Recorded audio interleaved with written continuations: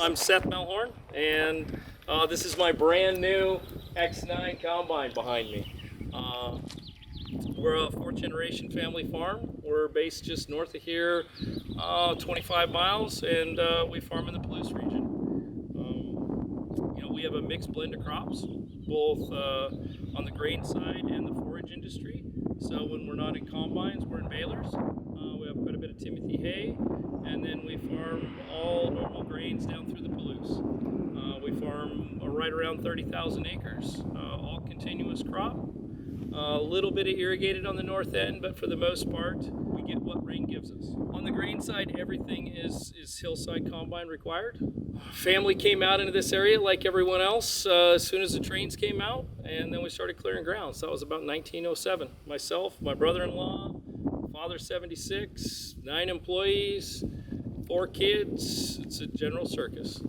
Our decision making on the X9 was a production base, right? So like anywhere in ag, your number one limiting factor is people.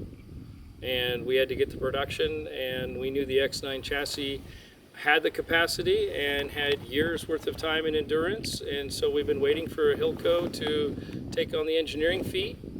We ran the prototype there last year, and it was very successful. So it had the capacity we needed, and compared to the S7s and S7 800, we were 30 to 50% up and above. So it was a pretty clear decision, right? Once you adapt the leveler, now you're just going to look for production.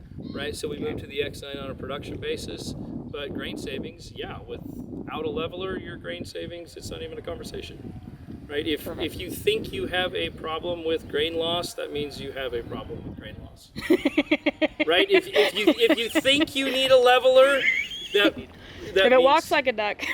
yeah, it's the fact of the matter. If we're having the conversation about grain loss, that means you need a leveler. 10% of our farm you could farm without a leveler. 25% of our farm, you probably should have a leveler. The other 50% of the farm is absolutely required.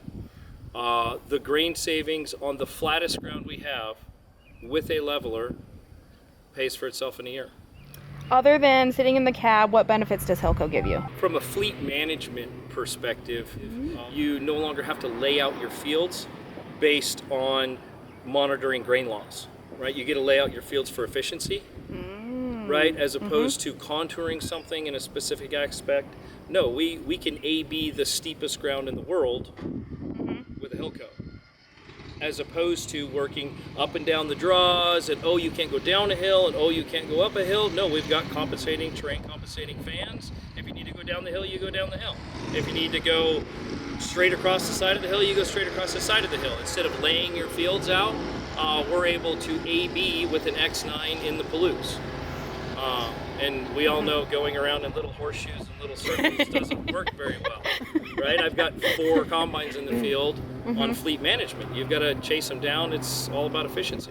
So when you don't have to change your operation because of the terrain, the combine will compensate for it, then you can actually get something done, right? That's kind of the point. How is the uptime on the leveling systems in your experience? We switched to Hillco systems in 2006, and we took a poll back at the shop before we came here.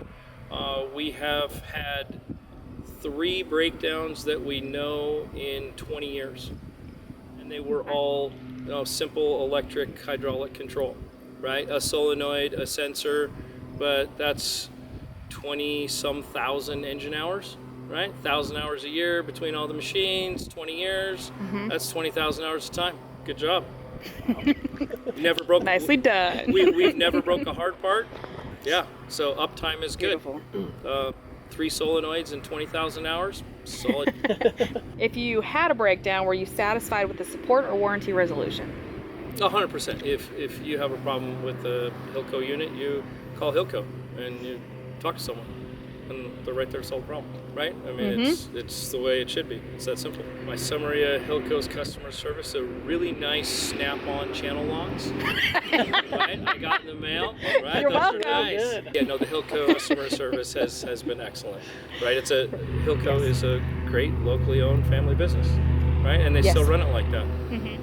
If you're on the fence about purchasing a leveling system, you should have already gone and bought a leveling system because it's cost you that much money over the years.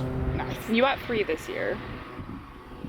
I needed 4. You needed 4. They only sell me 3. Aw, They tried to get me to buy 1 so they could spread the love, and I was like, 3 or nothing. As tight as the margins are, you cannot sacrifice in-field efficiency to manage grain loss because you don't have a leveler, right? I mean, you have to harvest for efficiency, and you can't slow down the fastest depreciating piece of equipment you have on the farm, right? I mean, you can't throw grain out the back.